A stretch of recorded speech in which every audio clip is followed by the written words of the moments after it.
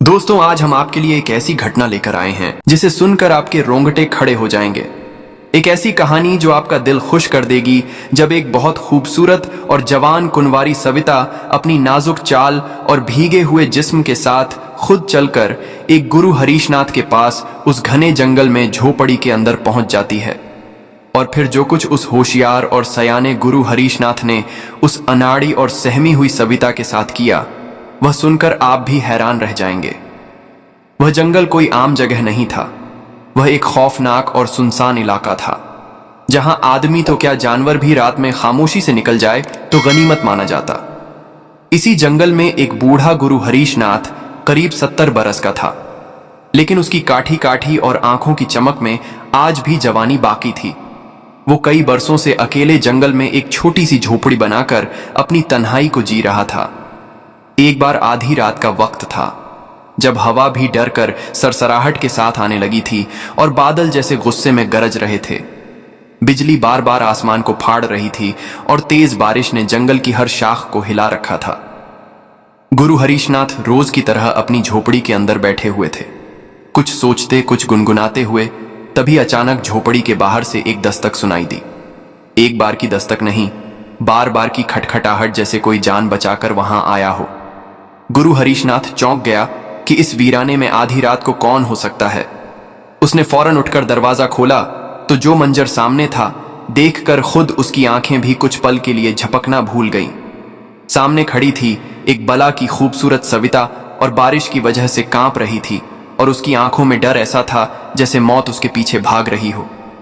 बूढ़े गुरु हरीशनाथ ने अपनी आंखें कुछ सेकंड के लिए बंद की, फिर गले से आवाज निकालते हुए पूछा, हे सविता, तू कौन है और इस वक्त इस जंगल की तरफ अकेली क्या कर रही है? बाहर तो तूफान है, अंधेरा है और बारिश की मार चल रही है। कहां से आई हो और किसके भरोसे पर घर से निकली है? सविता कांपती आवाज में धीरे धीरे बोली, गुरु हरीशनाथ जी, मैं माधवपुर की रहने वाली हूं। वहां कुछ वैश्य लोग मेरे पीछे पड़ गए हैं। मेरी जवानी पर उनकी गंदी नजर है। वह मुझे पकड़कर मेरी इज्जत से खेलना चाहते हैं। मैं वहां से किसी तरह भागकर जान बचाकर यहां आपके पास चली आई हूं। यह सुनते ही गुरु हरीशनाथ की आंखों में कुछ सवालों की लकीरें खींच गईं, मगर उसने बगैर कोई और पूछताछ की झोपड़ी का दरवाजा थोड़ा और खोल दिया और कहा, डर मत, अंदर आ जा। यहां कोई तुझ पर हाथ नहीं डाल सकता। सविता जैसे तैसे हिम्मत करके झोपड़ी में दाखिल हुई। उसके कपड़े भीगे हुए थे और चेहरे पर थकान और खौफ एक साथ सवार थे। गुरु हरीशनाथ ने उसे ओढ़ने का एक पुराना कपड़ा लाकर दिया और कहा, बैठ जा, घबराने की जरूरत नहीं। अब बता, पूरी बात कैसे आई और किससे बचकर भागी? सविता ने कांपती हुई आवाज में कहना शुरू किया, गुरु हरीशनाथ जी, मैं माधवपुर के धोबी राजेश की बेटी हूं। कुछ दिन पहले मेरे माँ बाप इस दुनिया से चले गए। उनके जाने के बाद जैसे लोगों की आंखों में मेरी तरफ एक अलग ही तरह की भूख भर आई। पहले वह धीरे धीरे मुस्कुराते थे, फिर इशारे करने लगे और अब तो खूबसूरती को एक शिकार समझने लगे हैं। मैं किसी तरह उनके हाथ से बचकर इस जंगल की तरफ भाग आई। गुरु हरीशनाथ उसकी बात बहुत गौर से सुन रहा था। उसके चेहरे पर कोई जाहिरी हैरत नहीं थी, लेकिन अंदर ही अंदर कुछ सोचने लगा। उसने सविता की आंखों में झांकने की कोशिश की और मन ही मन यह सवाल उठने लगा कि क्या वाकई यह सविता किसी से जान बचा कर आई है, या फिर उसका कुछ और ही इरादा है। जरूरी नहीं सविता मुझसे कोई बड़ा राज छुपा रही हो। वो जैसे अंदाज से मुस्कुरा रही थी और अपने भीगे हुए बालों को सलीके से समेट रही थी। उसमें कोई सादा सा मतलब नहीं था। सामने वह रूपवती कुंवारी सविता एक बूढ़े गुरु हरीशनाथ के साथ उसी पुरानी झोपड़ी में बैठी हुई थी। कोने में रखा एक टिमटिमाता हुआ दिया उस माहौल को और भी परासरार बना रहा था। वह गुरु हरीशनाथ कई बरसों से अकेले उस वीरान जंगल में जैसे अपनी जिंदगी जी रहा था, और आज पहली बार उसकी इस सुनी रात में इतनी हसीन सविता की मौजूदगी ने जैसे सब कुछ बदल कर रख दिया था। तभी सविता नरम लहजे में बोली, गुरु हरीशनाथ जी, मुझे बहुत डर लग रहा है। बाहर बहुत अंधेरा है। क्या मैं आज रात यहीं आपके पास इस झोपड़ी में रह सकती हूं? सुबह होते ही निकल जाऊंगी। क्या आप मुझे कुछ देर पनाह देंगे? गुरु हरीशनाथ के अंदर जैसे एक अधूरी चाहत को आवाज मिल गई। उसकी आंखों की चमक बढ़ गई उसके लबों पर एक धीमी सी मुस्कान तैर गई। उसने अपनी खामोश खुशी को दबाते हुए कहा, हां सविता, इस रात की आंधी से डरने की जरूरत नहीं। तू इस झोपड़ी में बेफिक्री से रह सकती है। पहाड़ चाहे जितना भी आंधी तूफान हो, यह जगह तेरे लिए महफूज है। बहुत घना अंधेरा था और बारिश लगातार तेज हो रही थी। सविता धीरे से उठी, कोने में जाकर लेट गई और कहने लगी, गुरु हरीशनाथ जी, मेरी आंखें भारी हो रही हैं, अब मुझे नींद आ रही है। उसके लेटते ही गुरु हरीशनाथ के अंदर एक हलचल समा गई, जैसे कई बरसों से सोया हुआ उसका मन आज पहली बार करवट ले रहा था। उसके दिल की धड़कन तेज हो गई और आंखें उस सोई हुई सविता की तरफ टिक गईं। उस रात वो गुरु हरीशनाथ कोई गुरु नहीं बल्कि एक मर्द बन चुका था, जिसके अंदर की तन्हाई सविता की मौजूदगी से जैसे चीख रही थी। बेचैनी थी और मन में हलचल उठ रही थी। सोच रहा था कि क्या करूं, कौन सा ऐसा तरीका निकालूं जिससे इस रात की खामोशी से बचा जा सके। गुरु हरीशनाथ भी उसी झोपड़ी के एक कोने में लेट गया, आंखें बंद कर ली और सोने की कोशिश करने लगा, लेकिन नींद तो जैसे उससे रूठ चुकी थी।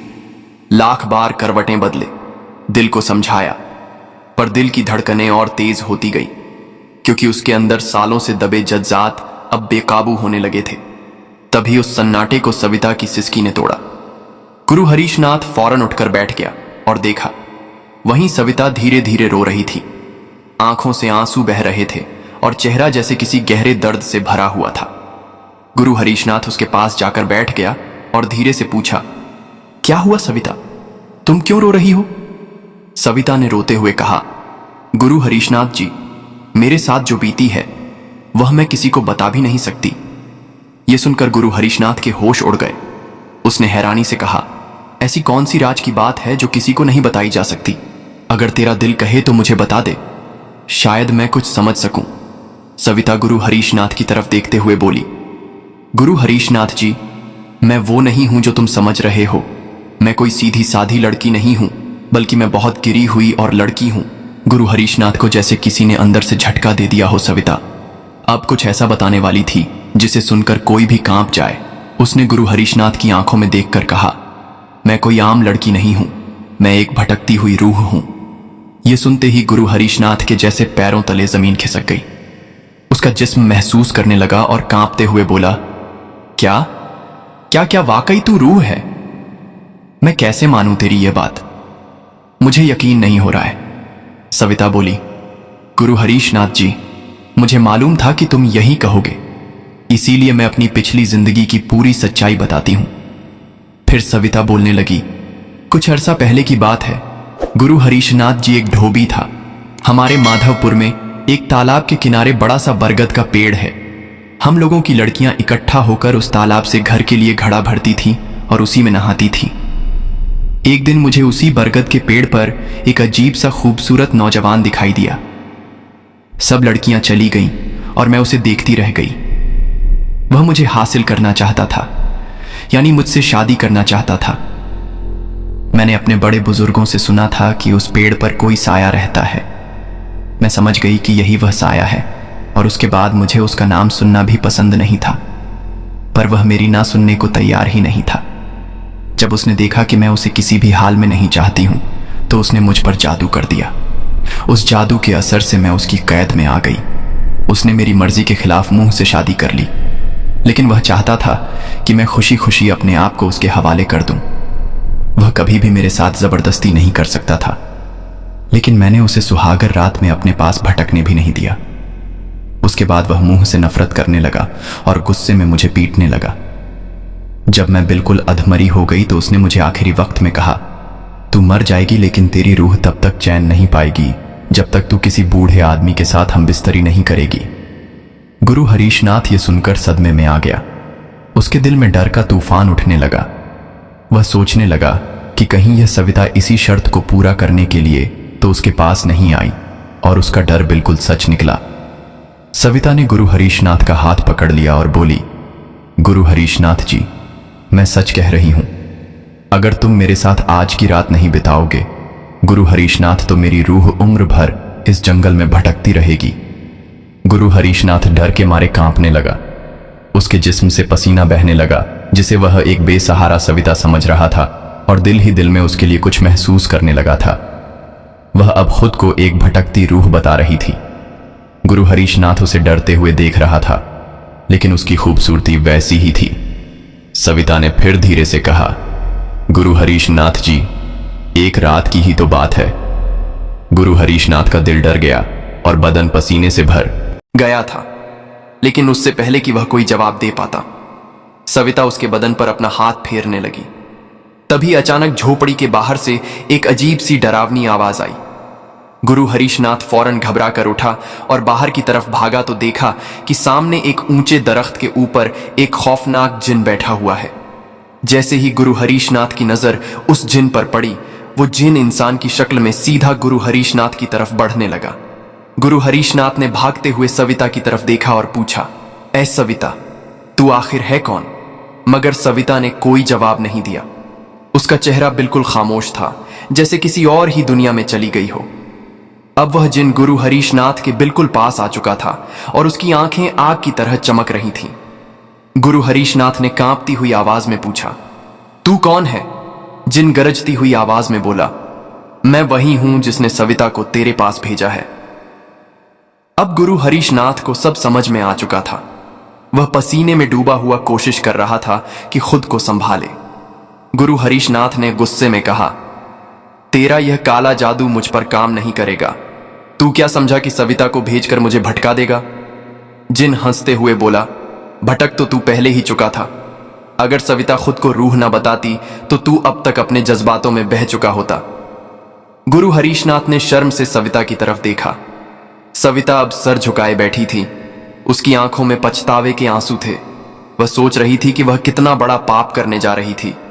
चिन्ह ने गरज कर कहा, अब तू मेरे जाल में फंस चुका है, गुरु हरीशनाथ। गुरु हरीशनाथ ने आंखें बंद कर लीं और मन ही मन सोचने लगा, आखिर इस मुसीबत से कैसे निकलूं। और फिर उसने अपनी आंखें खोलकर सविता की तरफ देखा और कहा, अपने दिल पर हाथ रखकर खुद से एक सवाल कर कि तुम आखिर यह क्या करने जा रही थी। मैंने अपनी जिंदगी में आज तक किसी भी औरत के साथ कोई गलत काम नहीं किया, फिर तुम क्यों मेरी इस मेहनत को बर्बाद करना चाहती थी जो मैंने सालों से अपने अंदर की बुराई से लड़कर संभाली है। तुम एक बार अपने अंदर झांक कर देखो, सोचो और समझो और खुद से सवाल करो कि आखिर तुम क्या कर रही थी और क्यों कर रही थी। यह सारी बातें गुरु हरीशनाथ सविता से कह रहा था कि तभी वह जिन फिर से बोल पड़ा और कहने लगा, हे गुरु हरीशनाथ, अब कुछ नहीं हो सकता। अब बहुत देर हो चुकी है। जो होना था वह अब होना ही पड़ेगा। उस वक्त सविता ने कांपते हुए गुरु हरीशनाथ की तरफ देखा और बोली, गुरु हरीशनाथ जी, मुझे नहीं मालूम कि क्या सही है और क्या गलत है। मुझे तो सिर्फ इतना समझ आता है कि किसी भी तरह मेरी इस बेचैन रूह को राहत मिल जाए। गुरु हरीशनाथ ने शगुफ्ता लहजे में जवाब दिया, ए सविता, सुकून पाने का कोई आसान रास्ता नहीं होता। अपने अंदर की आग को बुझाने के लिए तुम्हें खुद को जानना पड़ेगा, खुद को पहचानना पड़ेगा और अपने लिए, अपनी अंदर की भटकती रूह के लिए खुद ही लड़ना पड़ेगा।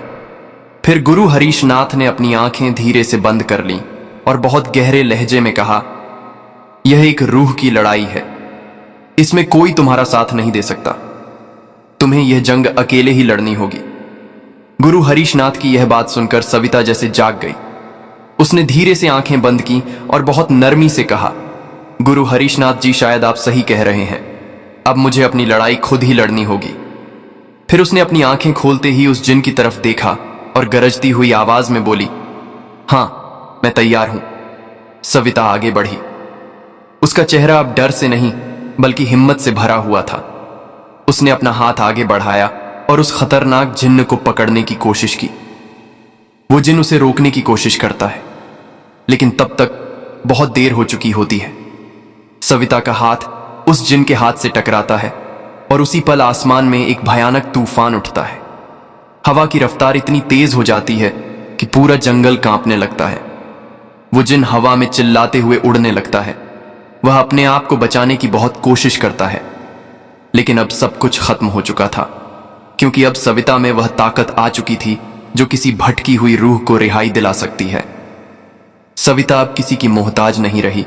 वह अब अपनी ताकत से उस जिन का खात्मा करने जा रही थी। वो चीखता है और तड़पता है, लेकिन सविता का चेहरा सख्त है। उसकी आंखों में अब कोई डर नहीं, बल्कि बदला और सुकून भरा इत्मीनान है। सविता ने पूरी ताकत से उस जिन को जकड़ लिया और आखिरी झटके ने उसकी रूह को फाड़ कर रख दिया, और उसी के साथ वह जिन हवा में जलता हुआ भस्म हो गया। जब तूफान थमा और झोपड़ी के अंदर की रोशनी धीरे धीरे वापस आई, तब सविता ने अपनी आंखें खोले और देखा कि गुरु हरीशनाथ उसके सामने खड़े हैं। उसके चेहरे पर कोई नाराजगी नहीं थी, बल्कि एक इत्मीनान भरी मुस्कान थी। सविता बहुत शर्मिंदा सी महसूस कर रही थी। उसने धीरे से गुरु हरीशनाथ के सामने सर झुकाया और कहा, गुरु हरीशनाथ जी, मुझसे बहुत बड़ी भूल होने वाली थी। आपने मुझे उस जिन से बचा लिया। मैं तहे दिल से आपका शुक्रिया अदा करती हूं। गुरु हरीशनाथ ने मुस्कुराते हुए कहा, कोई बात नहीं, यह तो मेरा फर्ज था। भटके हुए को रास्ता दिखाना ही तो असली गुरु का काम है। अब तुम आजाद हो, जहां चाहो वहां जा सकती हो। सविता झोपड़ी से बाहर निकली। अब उसकी चाल में डर नहीं, बल्कि रिहाई की ठंडी हवा थी। वह जंगल के उस रास्ते पर चल पड़ी जहां से कोई रूह फिर कभी लौट कर नहीं आती।